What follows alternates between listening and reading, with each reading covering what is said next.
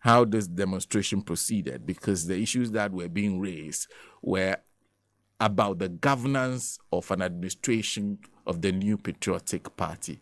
So what do you think of the way the demonstration played out? Day one, the protesters were arrested. Day two, they seem to have had a much more smoother one, and day three was also smooth. What do you think about how everything played out? Well, Sana, thank you very much. I think that we have come a long way. The specific matter of the first day issues to do with the demonstration has been dealt with and resolved. If you recall, myself, I was incensed by the handling of the issue by the police, and I've issued my view on that. And so that issue, I think that we've gone past it. What we can talk to now is how the subsequent events, which you have just indicated, have proceeded. They are demonstrating in total peace and freedom. Government is facilitating through the police for them to have the space to demonstrate. The unfortunate initial encounter, I think that is a lesson that I believe the police will take seriously and ensure that subsequent events don't degenerate into that confrontation with citizens seeking to protest peacefully, which I can assure you this government will guarantee any day, has guaranteed even up until now, the unfortunate happening. And so I think it's an isolated case that all of us must learn from, especially the police moving forward. What for me is significant is the concerns that have been raised. And I would call and draw the attention of the organizers of the protests to see, to pay a bit more attention to what is happening in the country, in the world, and what government is doing, has been doing to address the very concerns they've raised. Senna, in your own very life, before I talk about some of the things government is doing, in your own very life, there are so many things you aspire to do that you want to achieve, and I'm praying you achieve all of them. And that's the focus of all of us, to attain a certain height in life. But you see, those heights are not attained suddenly. It takes planning, it takes daily doing and actions to attain those. And government is doing that.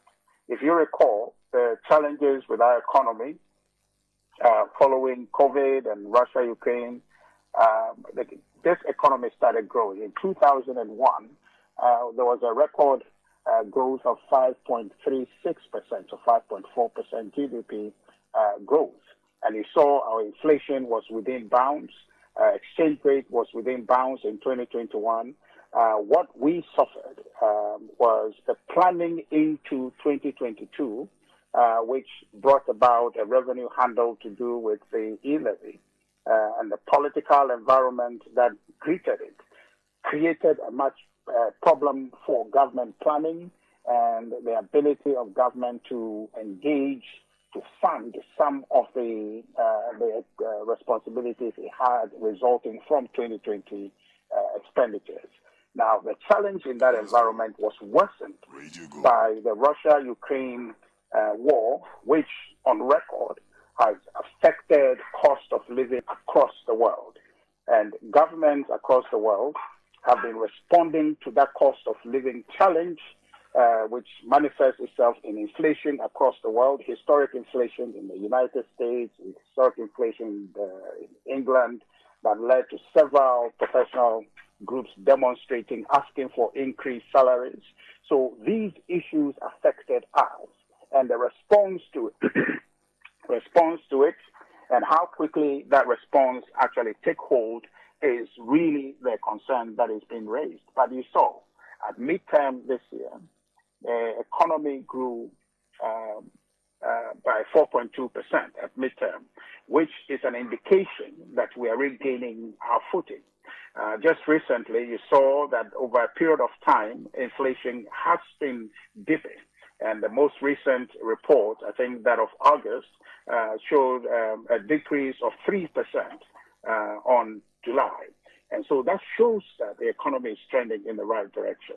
Really, what the concerns are in respect of economic concerns and hardship is one of the protesters seeking to say how quickly and how fast.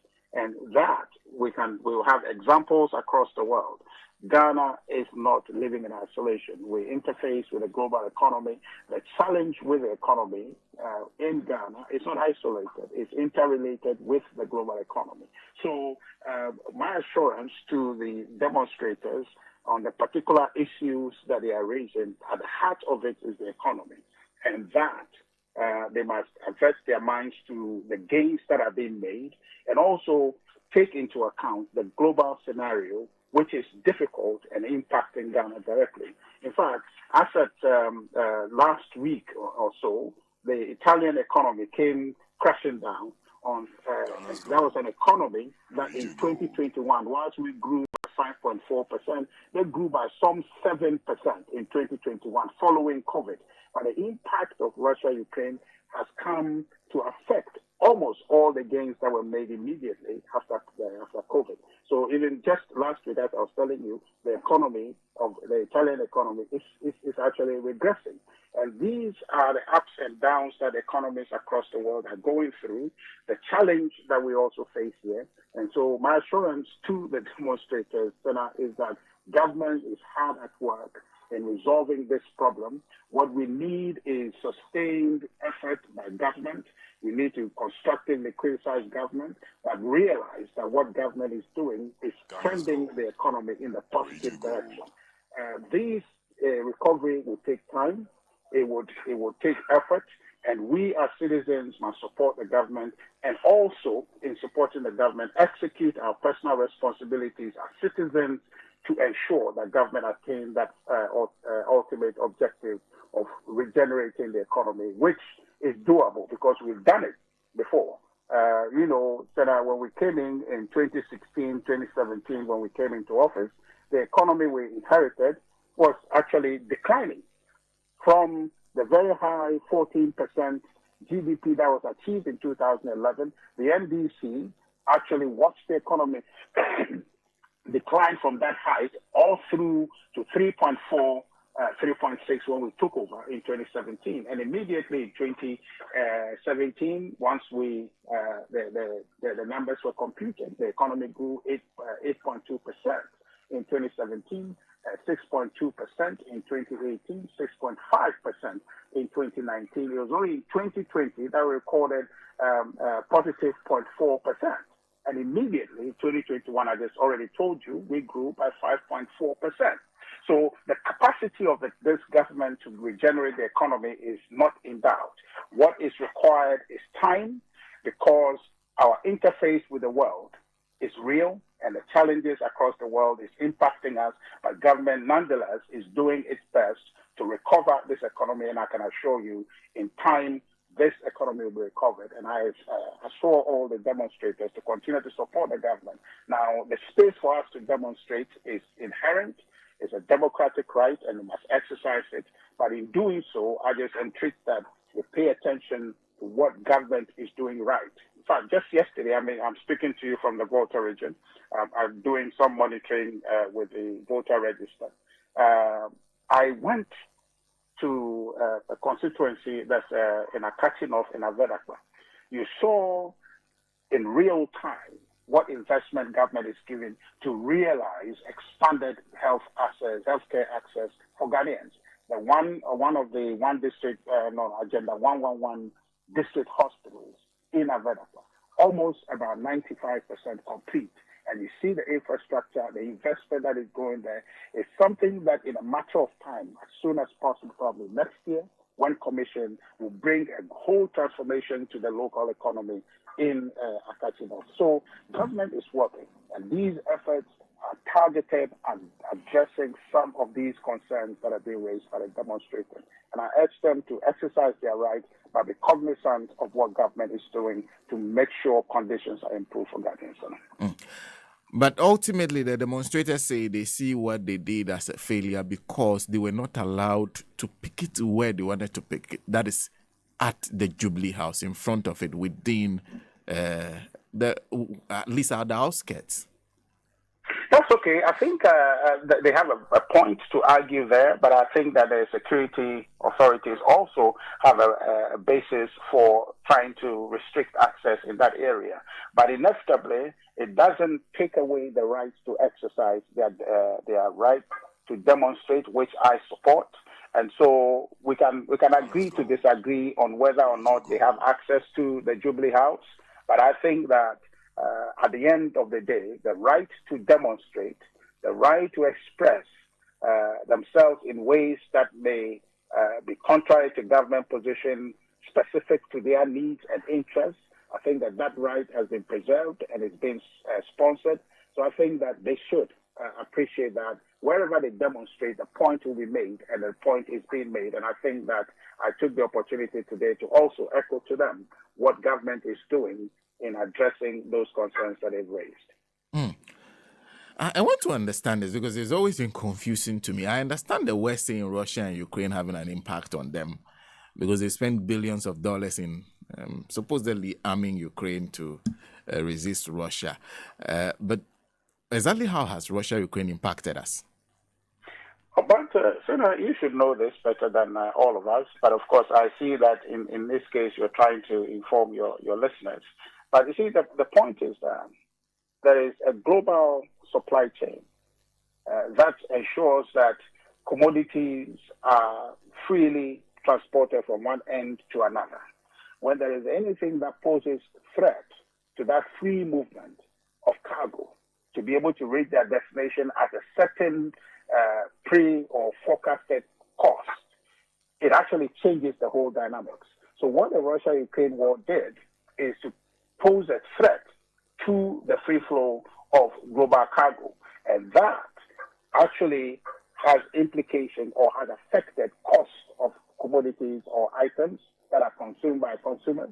And then that escalated the cost of living situation that we're dealing with. And you know also there's been talks about what we import from Ukraine and all the other things that are associated with that. While those may not be catastrophic imports, we can substitute them.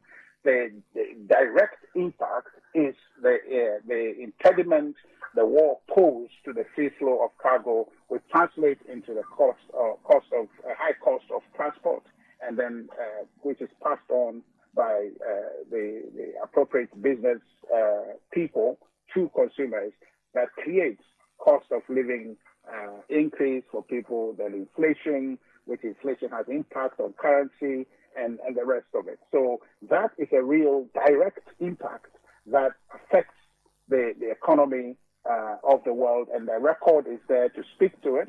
And I just talked to you about what happened in Britain. A historic level of inflation in many years has been achieved in England and necessitated a widespread demonstration in the UK demanding pay increase, something we have not seen in many years, and the difficulties associated with that. The United States of America, responding to inflation, has increased its interest rate to reduce the supply of currency in its economy, which then has implications for us because the cost of dollar goes up, then savings and investments in our country begins to fly out in search of high interest rates in the Americas. That drives our currency down, creating the situation we're in. So it takes time to be able to bring all these pieces together. And as I assured earlier, this government has not spared any effort to try to roll back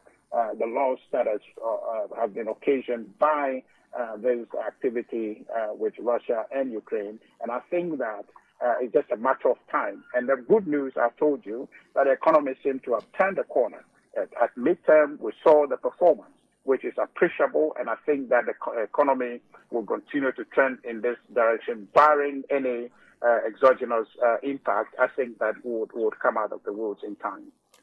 We have to wrap up, but I just wanted to. I realized that in seeking, finding,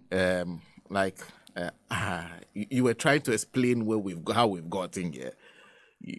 It seems government did nothing wrong, that you didn't get anything, it wasn't your fault, you were here one day, you wake up in the morning, it was COVID, next thing it was Russia, Ukraine. In all this, you've made no mistake and everything. You contributed in no way to what is here. Is that, am I getting that impression right? That the NPP government is not to blame for anything? Well, I don't think that anybody is saying that. And if you have any specific blame, you can issue it, and then we'll examine the enormity of what misstep you see the government. Okay, so it is only Russia and Ukraine. Hold on. So I'm not disputing your point. I'm just saying that if you know of a particular misstep that the government has committed, you bring it up, and we'll examine that in light of the exogenous factors which you cannot dispute have happened. We woke up one morning or one month and there was COVID. And we woke up and there was a war in Russia and Ukraine. Those are events that happened without our contribution. And the impact of those two catastrophic events are self-evident.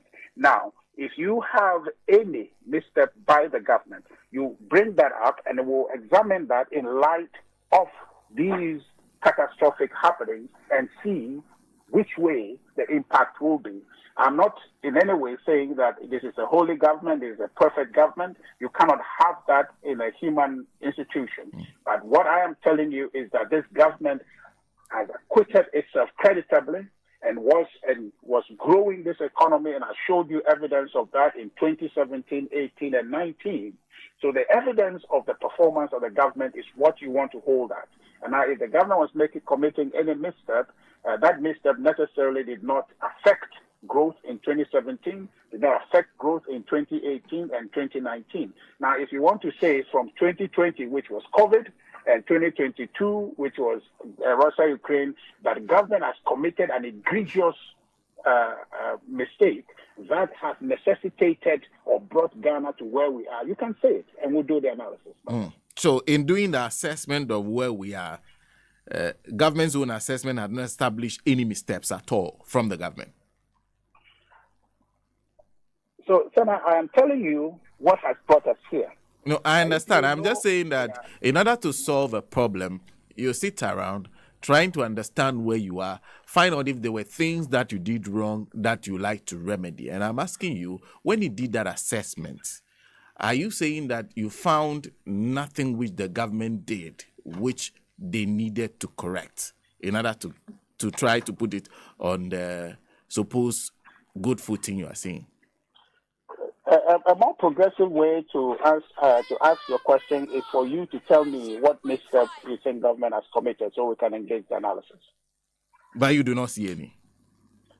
It's not about me seeing or not seeing. It's you who is asking the question. So you must point to what problem you think government has created to bring us to this point. Then we'll do the analysis in light of the exogenous factors, the impact one way or the other to further the analysis for your listeners. I see. Mr. Ahiagba, thank you very much.